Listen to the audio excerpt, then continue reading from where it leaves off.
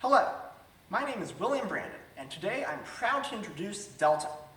Delta is the programming language I've been designing and implementing for over a year, and its mission is to help you code with confidence. Delta has a lot of features, and rather than go into all of its technical details today, I'm just going to describe the road to Delta, how it got here, and where it's going. So, for this presentation, that means that I'll explain the motivation behind Delta, the problems that it's trying to solve, the reasons I created it, the design of Delta, how it solves those problems and what its main features are, and the implementation of Delta, how I'm going to make this vision a reality. So, why Delta? Well, the fundamental reason that I'm building Delta is that I love programming languages. I've designed a programming language every year since I learned to program, and each design has built on all the lessons of the last. Delta is the culmination of my experience designing programming languages. But more specifically, the reason that I'm building Delta and not some other language is that I love the paradigm of programming known as functional programming. Now, functional programming means different things to different people, but in particular, I like the kind of functional programming that one can find in the language Haskell and languages like it.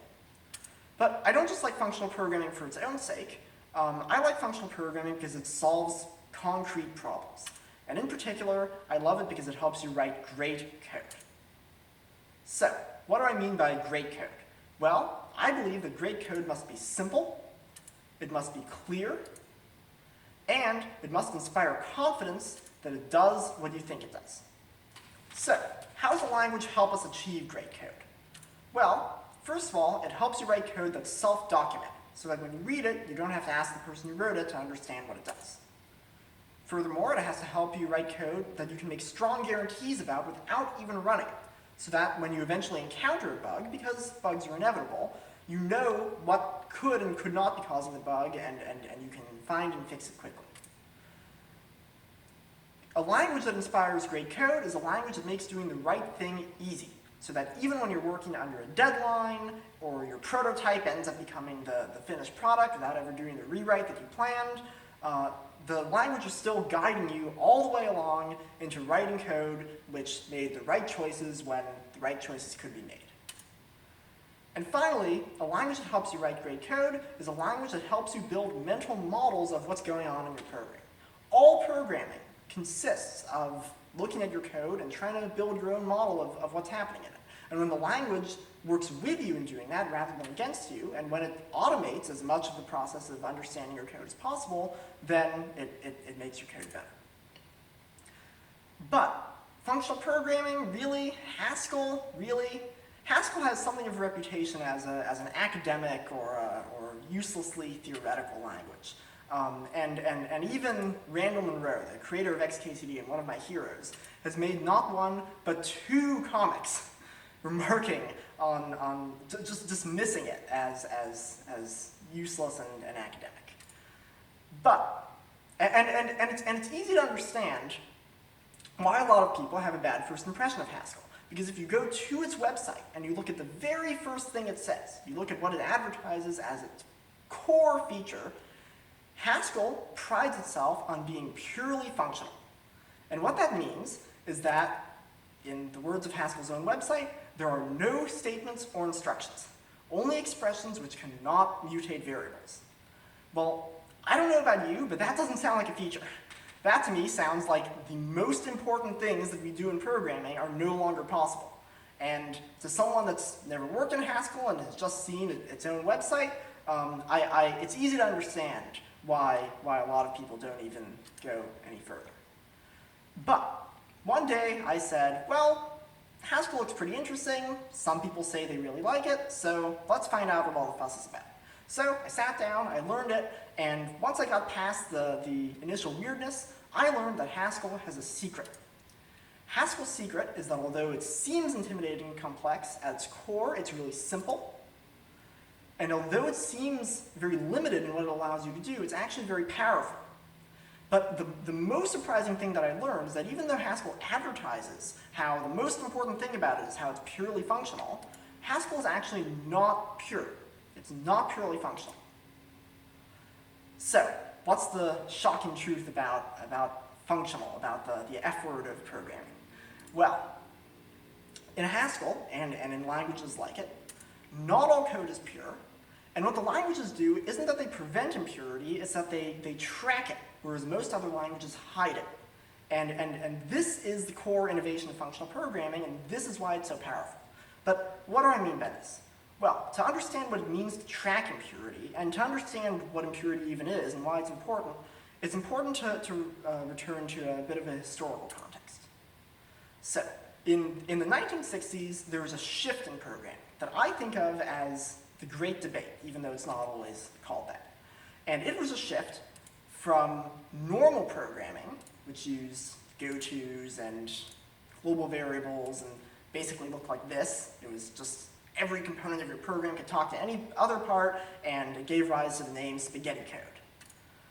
And the alternative that things shifted to, after a lot of debate over whether or not this was actually a good idea, was structured programming, which introduced subroutines, loops, local variables, all the things that we consider essential to modern programming, and it turned your code into something that looks like this. Every time you called into a function, it maybe did a bunch of stuff internally, but it always called back, and it imposed this structure, that's why it's called structured programming, on your code that didn't exist before. So why is this so powerful? Well, structured programming introduced functions. Now, we all know and love functions, but what makes them so useful, and why did they change the world, and why did they win over the programming that came before? Well, first of all, functions, as the previous slide showed, give you clear and self-contained control flow. Everyone knows that you call a function, it calls in, and then it returns. A goto doesn't return. But the thing that people don't always think about that functions introduced to the world is that they also gave you clear and self-contained data flow. If you have a function, as imagined by the visionaries who created structured programming, a function in structured programming takes inputs through its arguments and outputs through its return values, instead of just working by changing a bunch of global variables that you can't even tell it'll change when you call it. And that's what's so powerful about functions. They isolate and make explicit what data your function can be referring to. In exactly the same way that they impose a structure on what control flow your function can be doing. But the problem is that even though they solved the problem of control flow, there was a loophole in the data flow. And that loophole is that there are functions like randint in almost every programming language that people use today. Now, randint seems like a perfectly reasonable function. You give it a range of numbers, and out comes an integer in that range. But the problem is that all its inputs and outputs aren't actually accounted for in its arguments and its return values. It's interacting with hidden state that you can't see when you call the function, the random number generator state, which changes every time you call randint. And because that's hidden, it means that the dream of structured programming hasn't really been achieved. It means that our functions aren't as self-contained as we think they are. And concretely, this means that even though the control flow of our program is all nice and self-contained and isolated and structured now, the data flow of our program is still a mess. It's still spaghetti because anything you change could talk to anything else, and every part of your program could potentially be linked. So, this is where functional programming comes in. Functional programming is about closing this data flow loophole, which is basically just finishing what structured programming started. It's achieving the vision of building your program out of self-contained units where you know exactly how they fit into the whole of your program. And this means accounting for all inputs and outputs, even when those inputs and outputs aren't arguments or return values, so that there's no hidden data flows left in your program. So, this is where Delta comes in. And this is how Delta helps you code with confidence. So, the reason I created Delta is that learning Haskell, I had to realize that despite what Haskell says, Haskell's actually not about making all of your code pure. It's just about tracking impurity and about making all of these hidden data flows visible and clear. And so I wanted to make a language where that's obvious, where you don't have to discover that this is how functional programming works, where the language just tells you clearly and directly that this isn't some completely different way of thinking about your code that will force you to adopt an entirely new style of programming. It's just a way to take what already exists in your code and to make it explicit, to make it visible. And so with Delta, I wanted to create a simple, intuitive language that closes the loophole. So the way that I did this is, since the loophole is all about functions and their inputs through arguments and outputs through return values, I wanted to slightly change the way that functions are represented to make it clear that there's these other data flows happening. So functions that don't have any hidden inputs or outputs, where everything goes through their arguments and return values in Delta, just look like functions in any other language. That's defining the type signature for the sort function, and it just takes a list, gives you a list, or a sequence in this case, and that's it. Doesn't do anything else. Other functions, however, like the randint example that we saw before, do talk to some data that's outside their arguments and return values. And in that case, here writing exclamation point rand means that's the hidden data that it interacts with. And likewise, for things that talk to the outside world in some way, like prompting a user with a particular string and then getting a string back from the user in a terminal, you can annotate that with something like IO for input-output. And these extra parts of your functions in Delta are called interactions, and they lie between the arguments and the return values, and they say what additional things your function may do other than just get inputs from its arguments and outputs to its return values. So in practice, this means you can write code that looks pretty normal. This is the obligatory hello world example in Delta, and you can see that you write it like you would in any other compiled language, except that there's this extra part with the exclamation point where we declare that main has to do some IO. That's its interaction. Now, because functional programming is all about knowing when your functions are pure and tracking when there aren't, Delta makes it very easy and natural to write pure functions and to declare that they're pure. In this case, square just takes an input, produces an output, doesn't do anything else, so it doesn't have an exclamation point. We just write it with an arrow saying what its return value is, and then we can call it normally, even from a function that does have interactions, because there's no harm calling a pure function in any context. On the other hand, we can also build up a program out of functions which are impure, which do have interactions. Here we define an echo function, which just reads a line from the user and then prints it back out to them again. And we can call it from main, just like we would call any other function. And both functions do I/O, so both functions have I/O listed in their interactions. Now, these aren't just documentation, they're not just comments. Delta will actually verify that your interactions are truthful. If you try to write echo, but you claim that it's pure by not writing exclamation point IO, then you'll actually get a compile time error, because the compiler will say, well, read line does IO, print line does IO, and so echo can't claim to be pure if it calls those functions that do IO. So the general rule here is that interactions bubble up. If you call a function with a particular interaction, then the code calling that function also has that interaction in general. And of course, this extends to more than just input and output to the terminal. Here we can define two functions which use a random number generator to get the result of a single dice roll and to get the result of rolling two dice and summing their results up. But when we create these functions, we then ask, well, how do you call a function with an interaction other than IO? And we can't declare any interaction other than IO on main, because the Delta runtime and the Delta compiler don't know how to handle that. The only kinds of interactions that the outside world can deal with are IO interactions. Anything else has to be internal to the program. So how do we create the random number generator that is internal to our program that dice pair and dice roll will be talking to? Well, the answer is something that in Delta is called handlers, and is written with functions called trap. And what a handler essentially is it's a function that allows you to wrap a block of code in a particular context and to trap all interactions of a particular type inside that block for the duration of that block. So what's happening here is that in calling rantrap, which is just a function defined in the standard library, and giving it a seed derived from the time, for the duration of that block, where we call print dice pair, rand is allowed.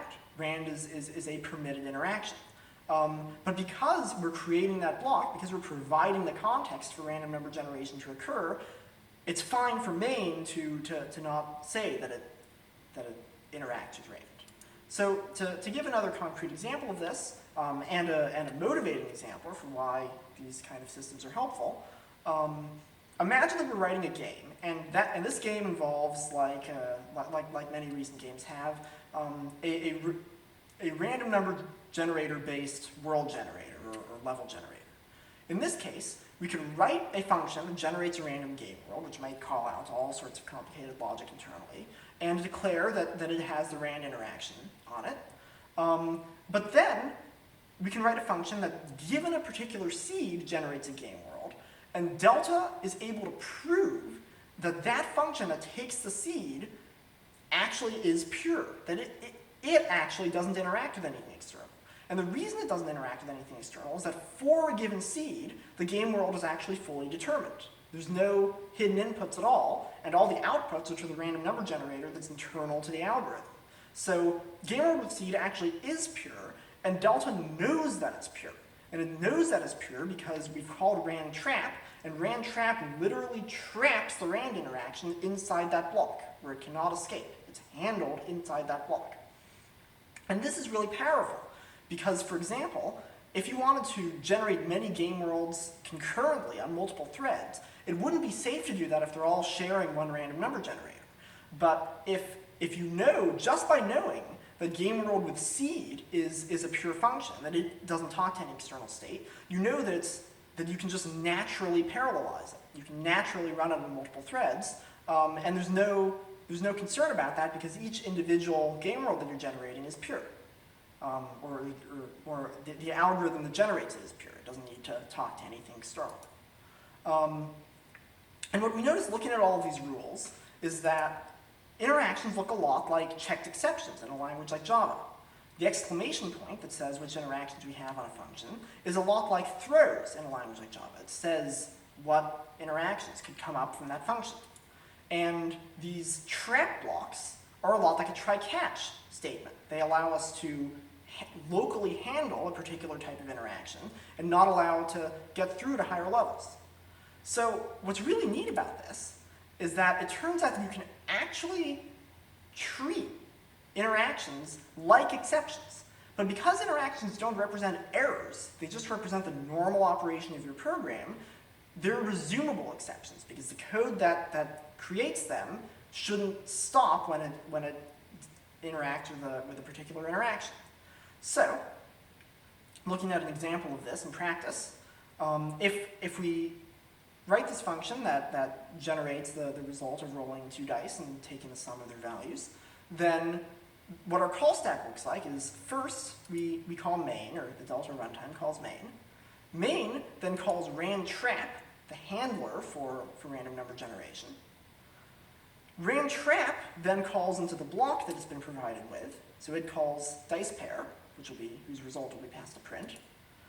Dice pair then calls dice roll internally, and then dice roll calls randint. And randint, in order to run, needs to do random number generation. It needs to talk to some context. And so what it does is it actually basically throws an exception. And in this case, it throws an interaction.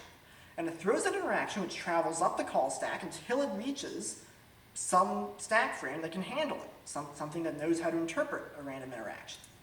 And so all of the code that's depending on that random interaction gets suspended, and rantrap runs. And rantrap generates a random number, it updates its internal state, it figures out everything it needs to do to provide the result that random needs.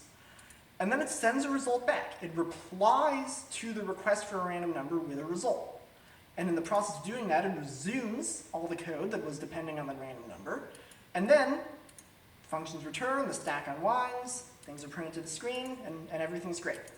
So it really is structured a lot like exceptions. It's just exceptions that don't represent errors.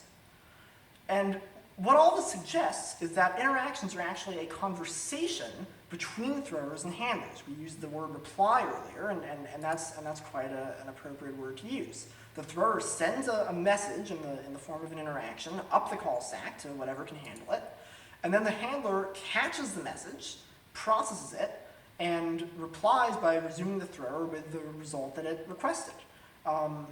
So fundamentally, interactions are what the name suggests. They're a way for your code to interact. They're a way for your code to have a conversation with itself.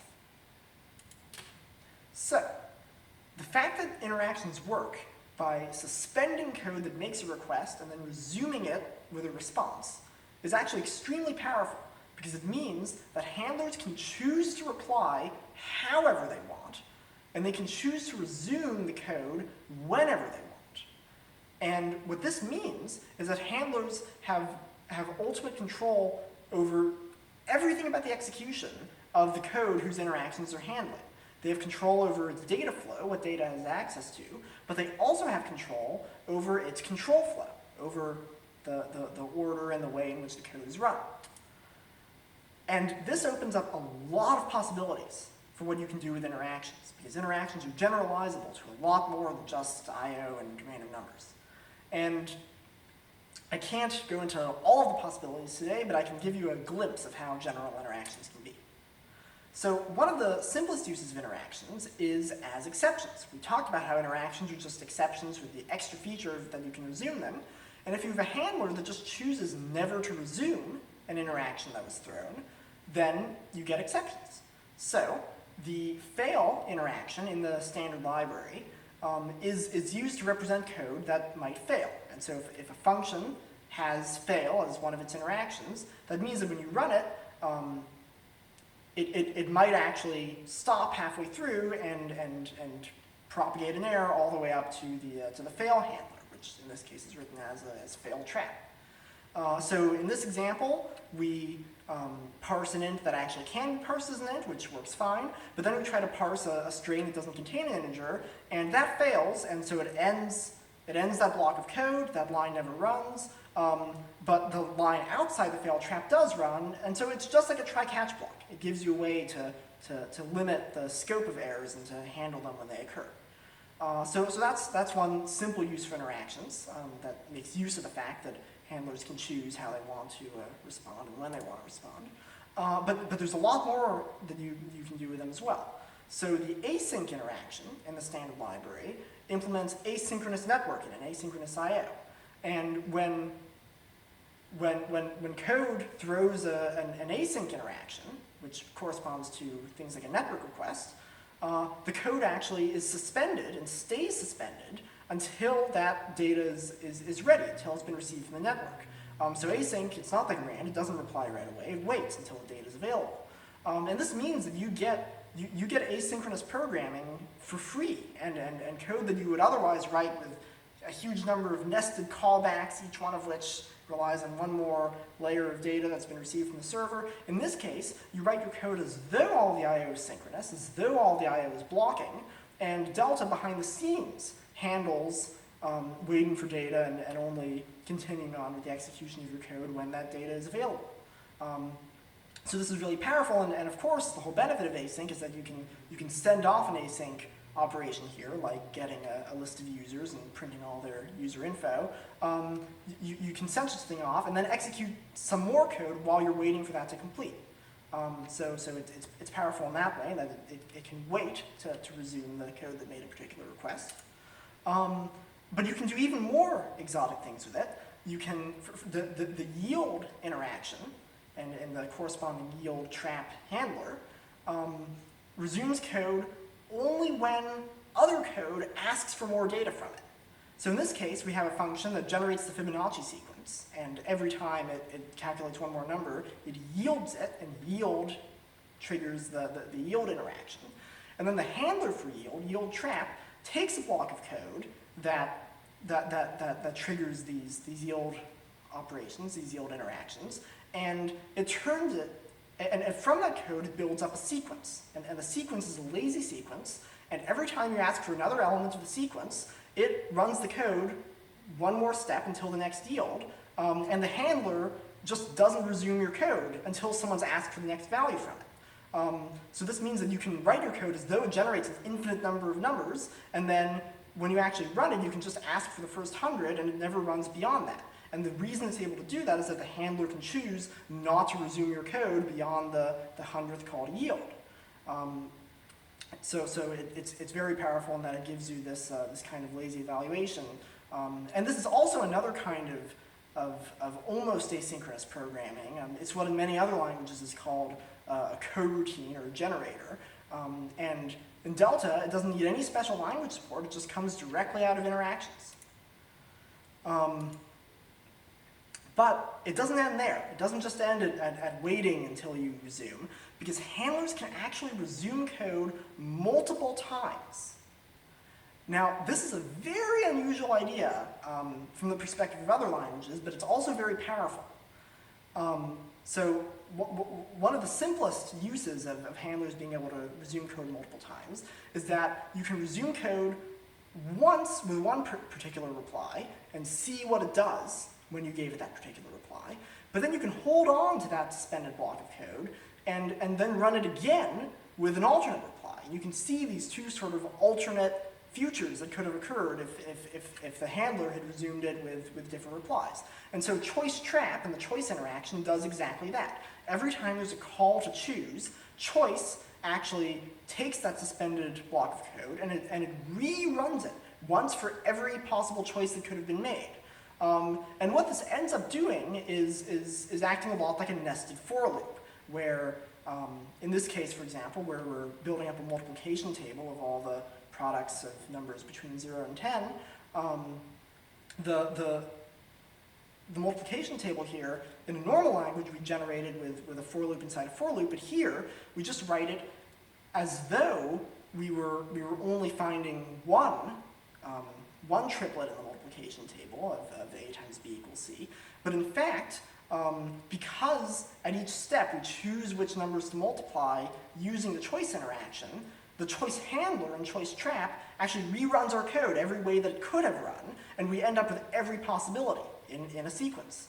So this is really, really powerful, especially if you don't know all the different ways that your code might branch into different possibilities, all of which you want to explore, because nested for loops can't easily do that. They can't easily handle having structures that you don't know exactly what they're going to look like until runtime, but this can handle that very easily.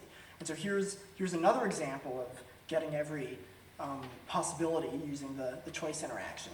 If we want to get every subset of a list, every way that we can choose elements from it in sequence, then we can use the filter function on sequences, and every time we choose whether or not to include or exclude an item in the sequence, we invoke the choice interaction, and in doing so, we branch our code into two possibilities, one where we include that item and one where we don't. And when the choice handler, when choice trap, re-resumes and re-resumes and re-resumes our code with every different combination of possibilities that could have occurred, what we end up with is actually every possible subset of our sequence, every possible way that we could have chosen or not chosen certain items. And with nested for loops, that would be really quite difficult and annoying code to write, but here, we just write it as though we're only traveling down one path, and then, like magic, it explores every path for us. So interactions are really very powerful for doing this. And there's a lot more that you can do with interactions. They have a lot of possibilities for parsing and for parallel programming and for other kinds of error handling.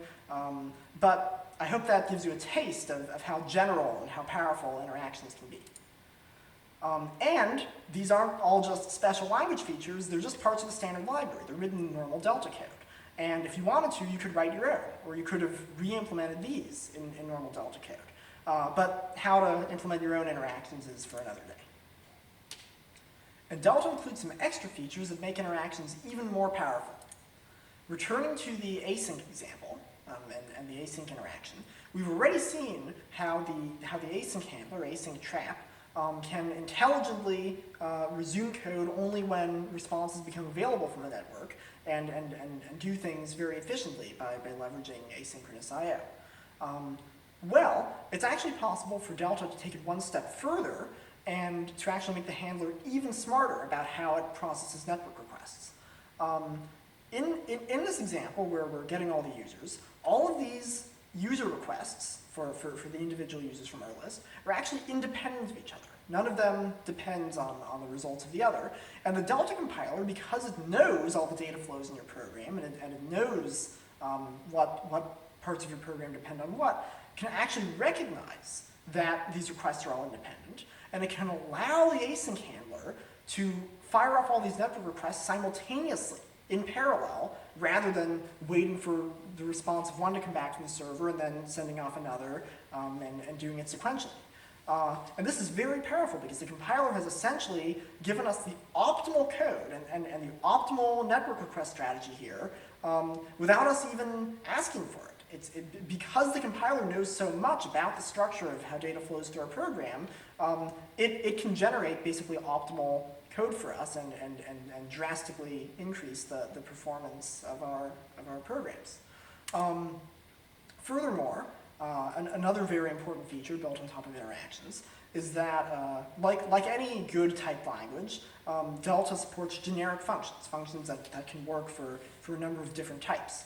A simple example of a generic function in Delta is the reverse function on sequences, which takes a sequence of a particular type T and then returns a sequence of the same type, but with all the items reversed.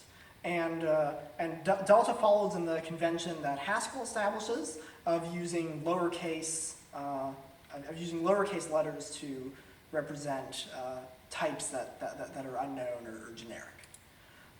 So a slightly more sophisticated example of a generic function in Delta is that the map function on sequences takes a function that maps from some type A to some type B and takes a sequence of items of type A and then returns a sequence of items of type B by applying that function to every item in the sequence. This is a standard higher order function in most standard libraries. But what's really powerful is that Delta can also allow you to write generic functions which are generic over unknown interactions, not just unknown types. So in this case, the lowercase I represents an unknown interaction in the collect function. And the collect function is just like the map function, except it allows the function that it's running on each item to be impure, to have interactions.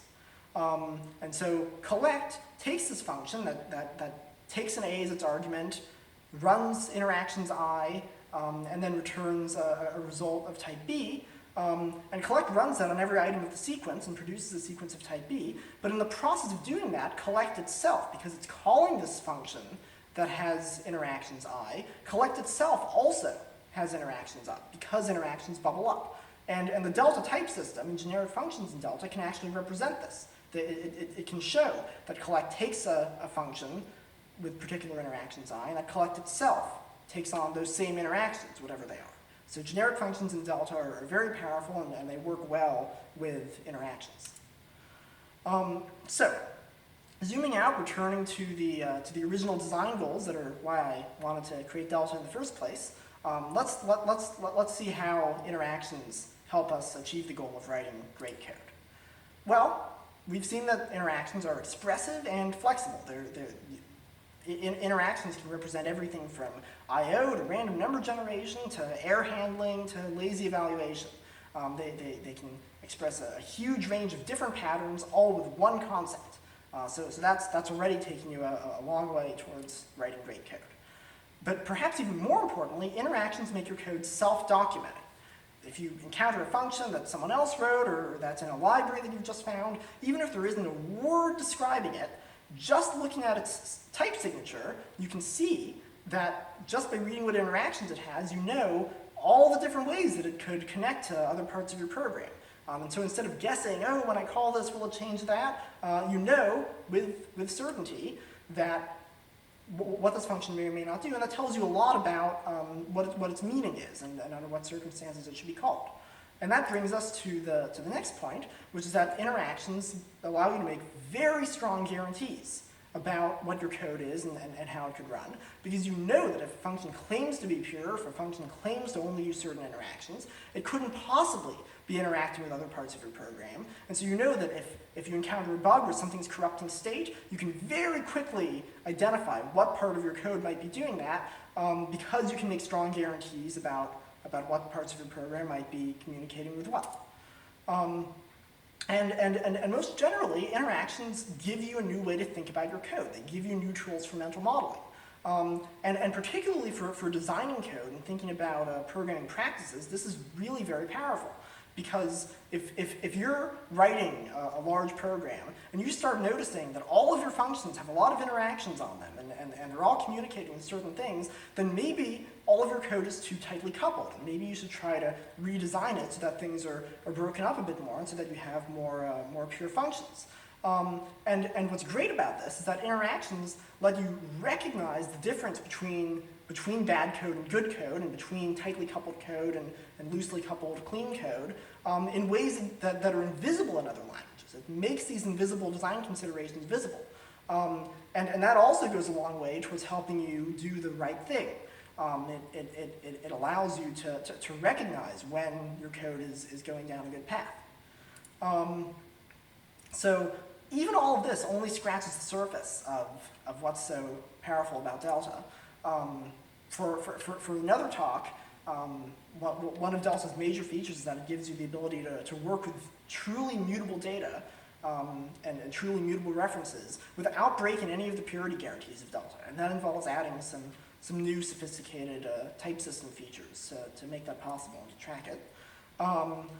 Interactions are fantastic for writing unit tests and for mocking in unit tests, because they allow you to basically have a handler that spoofs the outside world.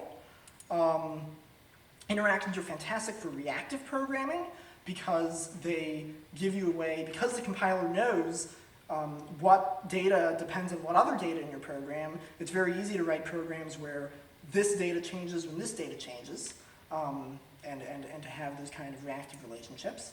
And finally, Delta, when you need it, does facilitate several different forms of object-oriented programming, and even interactions themselves can serve as a sort of object. So, I promised in the beginning that I would explain how I'm going to make this vision possible, and here's just a very rough schematic of the compiler that I'm currently developing. The first part of the Delta compiler, as in any language, is a parser that converts it into syntax trees. And those syntax trees are then run through the type engine, which I've also completed, which is responsible for checking both that all the data types in your program match up and that all the interactions in your program match up, and making sure that you don't lie about what interactions or functions have. And that type engine also infers all the types and all the interactions that you haven't explicitly specified in the middle of your functions. And in inferring that, it generates annotated syntax trees that have all the type information that it needs. And then that passes into the code generator, and currently I'm targeting, as the output of the Delta compiler, actually a type of code that the Haskell compiler also uses, the Glasgow Haskell compiler also uses, because the Haskell compiler has a lot of optimizations that are really very well tuned to this kind of code, and it's great to be able to leverage those decades of research in making Delta code run quickly. But eventually, I would like for Delta to be independent of Haskell, and in doing that, I'll compile directly to the LLVM, and then passing it through the LLVM, I'll get straight to executable code. So that's the vision, that's the design, that's how Delta helps you code with confidence, and you can expect it to hit your command line in 2017.